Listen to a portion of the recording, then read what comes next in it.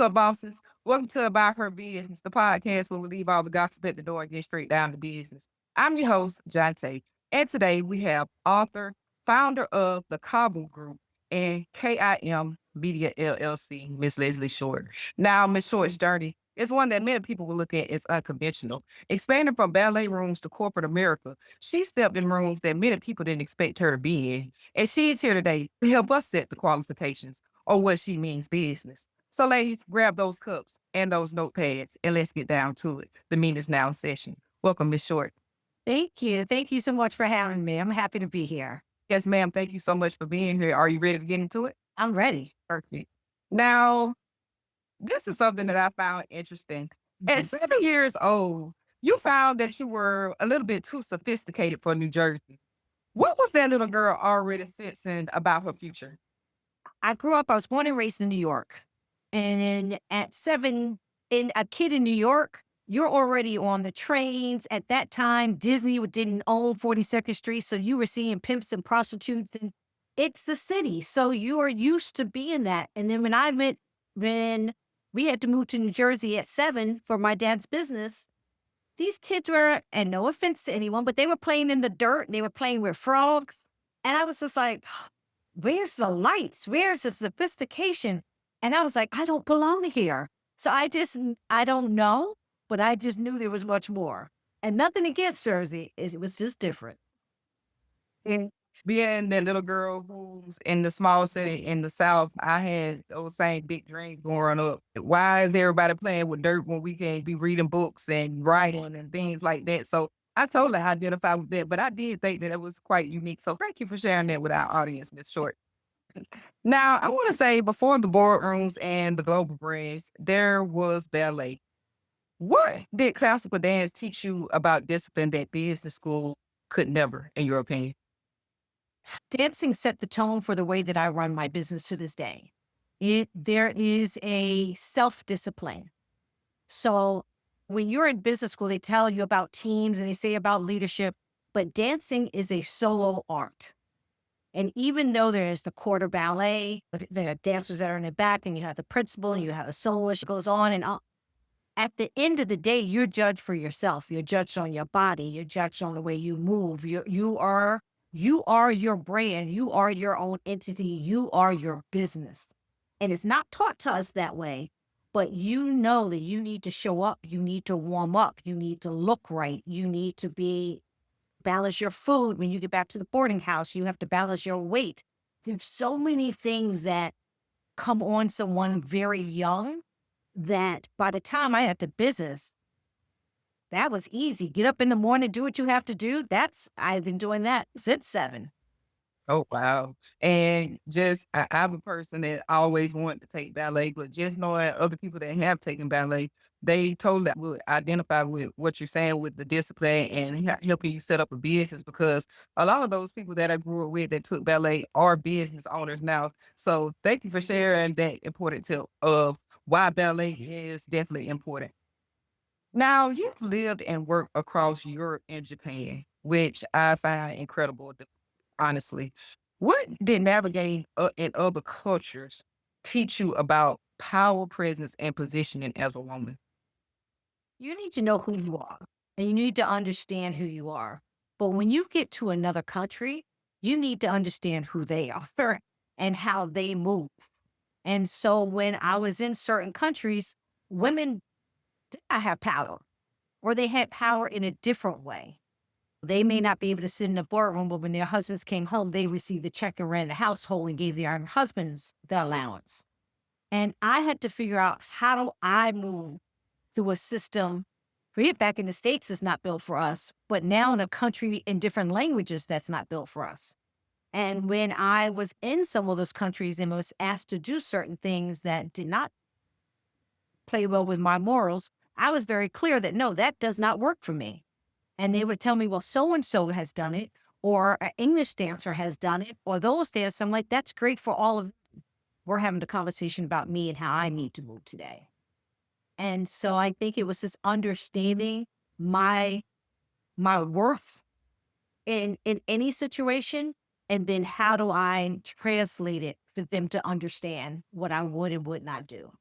Oh, and you hit on a very key point, which is when you move to other cultures, you do have to adjust yourself and figure out how they work because you're in their area. And being in America, we have all these different cultures where we're able to go from one group to another and fit in. So it's definitely, especially in places like Japan, that women do not have power. And still today, they're not in positions of power as well. And I don't want to say there are women in power. I don't want to say that there are no women in power, but you have to remember I was a foreigner coming in.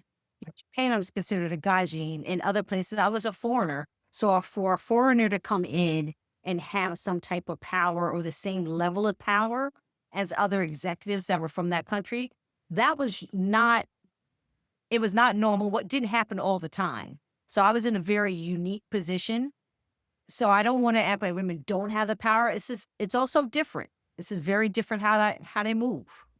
So, and speaking of Japan, building Japan's first male revenue show couldn't have been conventional for you. What did that experience teach you about risk and reading the market before others could see it?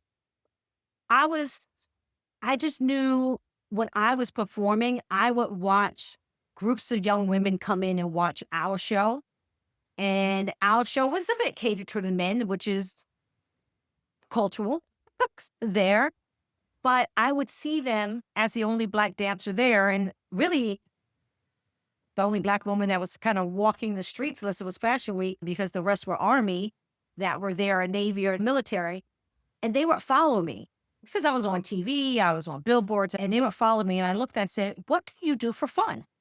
What's your fun?" And they would just be like, "Karaoke at dinner." And something just bothered my soul that there's more that they should be able to do, but everything is catered to a male audience in Japan. That's culture, right? And so I kept passing by this rundown building, and the song in my head kept coming through, and choreography kept coming in my mind. And I kept choreographing all these numbers in my head. And I just knew that there was something. And when I went to my boss at that time, who ran the and owned the women's theater, and I say the women's theater now since we separated, I said, "This is what I want." And she was like, Chippendales already came here and they couldn't do it. I said, "Why?" And she goes, "Well, they wanted to do it their way." I said, "I don't want to do it my way. I want to build it for the Japanese women." And I've been speaking to women of different ages because I was like, if you gonna follow me shopping, you gonna answer my questions. And between the broken Japanese, the broken English, I was able to get out enough information of what they felt was missing in entertainment. Oh, wow. And again, that speaks to your journey of courage and stepping up and stepping into those rooms where people don't let us step into. So again, kudos to you for having that courage. And speaking of stepping into rooms, you've also worked with FUBU. Yes. So what was happening behind the scenes that most people would never understand about growth during that time you were working with them? It was a runaway train. I was the first executive ever hired that came in that Damon hired when they made the deal with Samsung. We were the Empire State Building, so we looked very cool and glossy. I was in like this room in a warehouse kind of room, trying to be on the phone with press and marketing, and the designers are like being creative and loud. And I was just like, it's mayhem. But there was something in them that I saw, and I just said, I'm going to do it. And I didn't know a hip from a hop. I'll be the first to say it. I had come back from Europe. Our first photo shoot, I had like tea sandwiches and cheese platters, and they were like, "Yo, what is this?" So the guys were like, "What's like a new chick? Like, Mm. does she not know where she is now?" And I had to reread the room. But again, it wasn't about me. It was about who's the consumer. What's their not only their brand that we were building, but it's just like, what's the lifestyle and how do I put myself in that without losing who I am? And to the testament of the owners, they said, "We don't need you to know everything in hip hop. We need you to bring CNN and People Magazine and Newsweek and all the people you've been working with over to us." Oh, So wow. it was a great blend. Oh, wow. And again, growing up, FUBU was one of those brands that I would make my mom and dad run to the store and buy. And I still remember the blue jean jackets and all that. Like it's bringing back memories from childhood, and I just found that to be very unique. And is FUBU making a comeback because I've seen that. Yes, they've been doing a lot of different partnership deals and things like that. I no longer work with them. They are like my little brothers. We will always be attached in our lives. But yes, they've been doing a lot of new, very cool partnerships. And so I'm really proud to see them. And it's not come back because the young people have found them and have demanded for it to come back, which is the cycle of life. And sometimes it's a really nice cycle in fashion. And again, I was a true fan of FUBU and hated to see it leave. So I'm definitely one of those people that happy to see it come back. Now, you've moved between several different areas, from art to corporate leadership and even ministry as a chaplain. What connects all of these threads as in these spaces for you? People, how do you balance what needs to get done, but see who's in front of you? And so I approach everything that way. Now, there are times where the executive may come out more, a little bit more than the chaplain, and times where the chaplain is going to come out more than the leader but it all comes together because at the end of the day, you can have a company that has 500 people and I'm brought in to advise the CEO and help build the staff and the culture. I have to step outside of myself and really see what's going on. And at the end of the day, I have to see people, yet I have to see policy and procedures. And we can't do it just off of paper. We have to do it to what's in front of us and how do we build it if you want to get the most. So it's being able to have those conversations from, I would say, from the mailroom to the boardroom. And I do want Miss Short to let you guys know where to find her podcast because it has literally turned, I told her it's turned into my new Netflix series because it's so good. So, Miss Short, could you please let our audience know where they can find your podcast? It's called Visibility Unlimited, and that's actually the meaning of Cavu. And Cavu, the Cavu Group, Cavu is Visibility Unlimited. It's an aviation term, and you can find it on Spotify and Apple or wherever you enjoy listening to your podcasts. But Visibility Unlimited. And we're leaving all that information down in the description box below. Now, as I mentioned at the beginning, you stepped into rooms where a lot of people didn't expect you to. How did you know when to adapt and when to stand firm in those rooms? As long as I felt that I was not being stopped to move or centered out for absolutely no reason on a consistent basis, I was good. You know, dancing's not a team sport. There's business and is not a team sport always, right? But I was prepared to walk into those rooms. So I wasn't waiting for someone else to tell me that I belonged in those rooms. I had already earned my right in those rooms. And so I don't get excited being in the room. It's having a valid voice in the room. That means I have to come in prepared. And I have no problem saying no. And anyone that's ever worked with me, well, they will laugh real quick. They're like, oh, that knows about, she's about to hit somebody with the no. And that's because if I'm working with executives, it's no but, no and. Let's build, here's some alternatives. Because that's my job, is to give alternatives.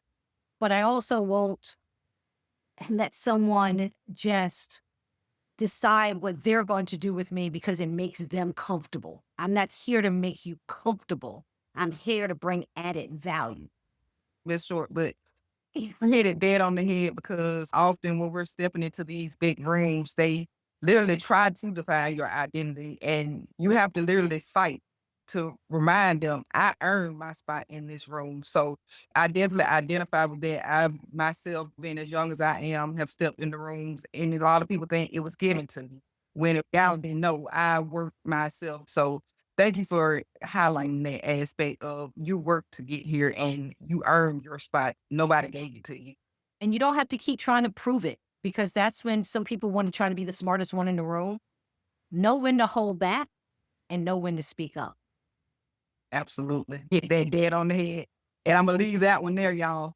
Now, as founder of the Cavu Group, how do you define healthy culture in a way that goes beyond just buzzwords. You have to know what's your mission, what's your vision, and how do you make that come alive? And then with that, the people that you have working for you, you have to listen. And I'm not saying that the staff is always right. And I'm very clear when I'm working with staff to say, you keep saying you want transparency. No, you don't. You want visibility, because transparency you're never going to get. It's not your company.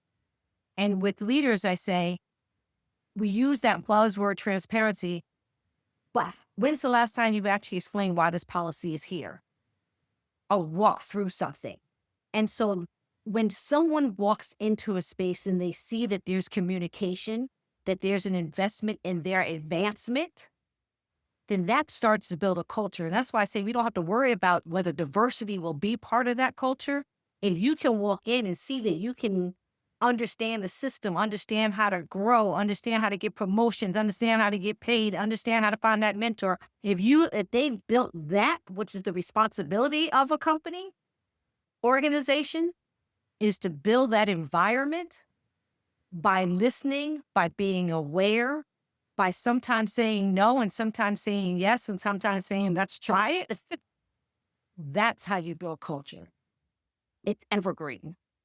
And speaking of culture, we're living in a time where racism and sexism is like a trend and people are jumping on it every single day. Was there a defining moment in your life when you realized you could no longer shrink yourself to make others feel uncomfortable? Age 7, I've never had to do that. And part of it's the foundation for what my parents had given me. I was taught at a very early age, clearly at 7, there's always going to be someone better than you, not as good as you, taller than you, shorter than you. You must treat everyone as you want to be treated. Respect is something that is earned. It is not just a given. And therefore, you have to also make sure that you position yourself knowing your task and your role. And so I have never, and I will say that wholeheartedly, never shrunk because of someone else. If anything, I walk in taller. If anything, I make sure my outfit is ready to go. If anything, I make sure my interest is not voila, but that I'm there because what? I've earned to be there. And therefore, if you need to figure out who I am and why I'm there, that's on you. That's not on me. That's not my responsibility. And again, Miss Short, as you said, it started from the age of 7 and you literally took it and continue to walk with it. And it literally just starts right there, that self-belief. And as you said, there's always going to be somebody who's more faster or may look more, could be considered more prettier than you, but it literally takes that self-confidence of not wanting to shrink or belittle yourself just to fit society's narrative. So thank you for hitting on that key point to our audience. Now, you're an author and you have an upcoming book that is going to be released in May. But I want to highlight the first book as well. Can you talk to our audience a little bit about your first book? So the first book was Expand Beyond Your Current Culture. And I wrote that for leadership and CEOs. And it was during the time, it's what, almost 5 years old now, but it's still very relevant because it was the time of George Floyd's murder. I had already started writing it before that book, but what is culture? How do you build leadership? What does it look like, sound like, and feel like beyond yourself? And so I interviewed 40 something people at different positions, nationalities, cultures, and said, what do you want leaders to know? But in the midst of that, I had already been writing because I was so exhausted of hearing how tired everyone was from trying to find diversity or trying to find. I'm like, you don't have to find anything. If you build it and you build it organically and authentically and sustainable, people will also want to come and work for you. And so I share that during that book. And this is a run, don't walk type of book. If you look at yourself in leadership, whether it's working a 9 to 5 or entrepreneurship, this is a great book for you to read and get those valuable tips. Can you let our audience know exactly where we can find the book? For now, the book is on Amazon, so you can definitely get it from there. That's really the main source at this moment for the book. Now, you do have a book that is coming out this year in May. Yes. It is entitled Someone Has to Be the First. What did writing this book force you to confront personally? Well, this is my memoir. So there are stories, and some of them having to relive them of the first time I was called the N word and how I made the decision whether I was going to walk past that post office again or was I going to take a different route. It was about how I was on stage and sometimes being hit, about not people not wanting me to be on stage with them, even though I was on stage. And it's about how I did go to FUBU after everyone told me I was making the biggest mistake of my career. It's about being in Europe. And so it's really the story of wanting to share that one, there's such a thing as transferable skills and it's real. And I went from dancing to owning a theater to coming back to America and producing for television and FUBU and doing all these things because I decided those are things that I wanted to do, even when people say, I don't understand that connection. Like, are you a chaplain and you're in the hospital, then you over here doing marketing plans and you're doing this. But it all has, for me, I saw the string that pulled it all together. And so it's really sitting back and going, I'm proud of the work that I've done. I have so much more to do, I feel, but it allowed me to say, wow. And everyone kept asking me, oh, I only know little bits and pieces of your story. Can you one day write more about it? And the opportunity was there to write it, and I took it. And again, let our audience know exactly what date it comes out on and exactly where we'll be able to find it. And May 5th, and you'll be able to find it at Barnes& and Nobles, Amazon, Goodreads, across. And if you don't find it, go into your Barnes& and Noble or wherever you find books and ask them to order it. Some people keep things online and don't always have them, but if you go in, and eventually, if you cannot afford a book, go to your library and request the books, and they will get them. So I Oh, always tell everyone that. oh, and that's a great tip for everybody out there. If you can't afford the book, definitely go to your local library and see if they can get it for you. And I know for college students out there it works that way as well. So if your school does not have the book, go and say, "Hey, I need this book. I may want to do some research on whatever," and they'll get the book for you. So those are some tips, you guys. Now, Miss Short, again, you are an inspiration. You're a person that continuously break barriers and continue to step in rooms that a lot of people would be fearful to step in. Let's continue talking about your memoir. Who were you thinking about when you wrote the words, "Someone has to be first"? Of course, I was thinking about, I think I did it from a little girl's perspective at first, and then a little Black girl's perspective, and then for women, and then from every athlete, from politicians, for anyone that is sitting back of any color, of any race, and saying, I want to do something, and this is in my spirit, but I don't see anyone else doing it, so maybe I don't. And notice I didn't say someone is the first. I said someone has to be the first. And so there are times that we are going to just not have to go through the front door, but maybe the back door, the side door, the window, the around, but we are the first one there. But with that becomes the responsibility of making sure that we don't close any door or window behind us once we're there. Because though someone has to be the first, we should never be the last. This is definitely one of those books you're gonna wanna run, don't walk, because Miss Short, she has the journey that can literally help you understand that sometimes you have to step in those rooms in order for there to be another generation. We can use the civil rights movement, we can use the women's movement. It literally took one person standing up and stepping in there and you standing firm for all of us to have what we have today. So again, you guys, May 5th, run, don't walk. Now, I want to talk about transferable skills from ballet to business. For the women who may be listening and maybe underestimate their own backgrounds, how could they identify the value in what they already know? I have women say, well, I've been at home for so long, taking care of the family, taking care of that. I'm like, okay, so you're an organizer, you are a leader. There are skills that you are doing. You're a planner.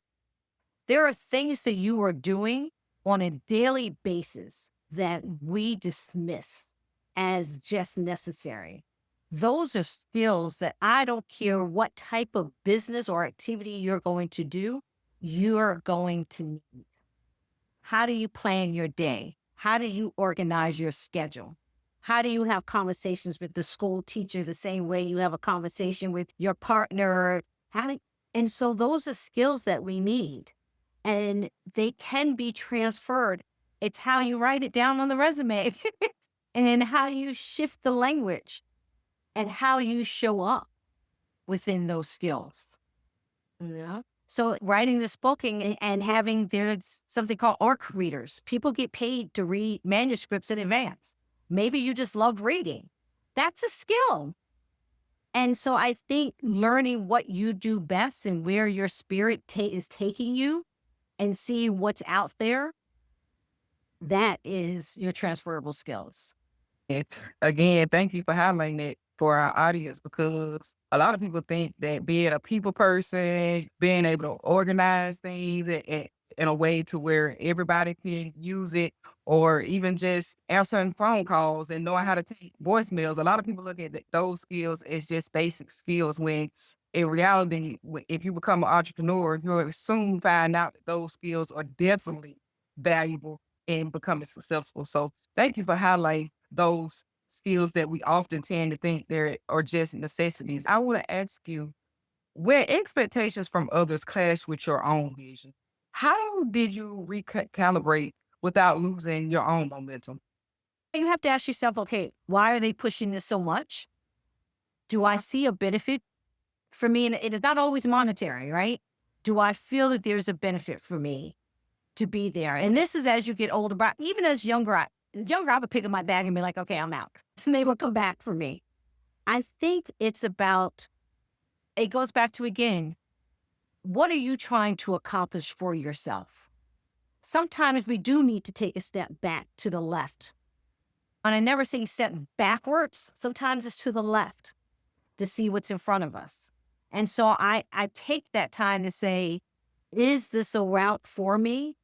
Or is this a way for them to stop me? And if I can see that this could be beneficial in the long run, I may take that step to the left.